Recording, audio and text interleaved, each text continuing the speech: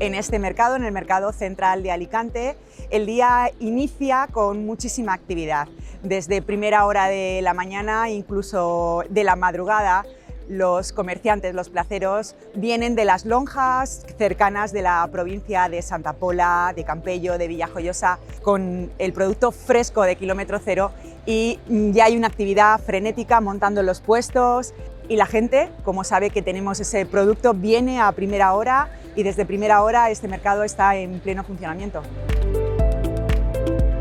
Comprar en el Mercado Central de Alicante es venir a comprar producto, es venir a la tradición, a lo que hacían nuestras abuelas, nuestras madres, y ahora estas nuevas generaciones tenemos que animar a que vengan a realizar sus compras a los mercados de abastos, porque es donde tenemos el producto más fresco de kilómetro cero y donde mejor nos pueden asesorar.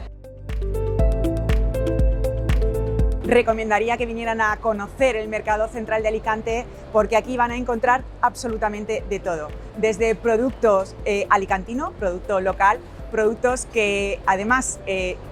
los tienen de forma elaborada artesanalmente en nuestros mercados, y la verdad es que es una experiencia venir a comprar a los mercados municipales, al Mercado Central, y vivir el transcurrir de ese día a día de nuestros placeros. Puedes venir a realizar tu compra, luego puedes venir a degustar en los puestos de restauración, puedes disfrutar de los colores, de la calidad, del producto, de la diversidad, y yo creo que merece la pena venir al mercado a vivir esa experiencia.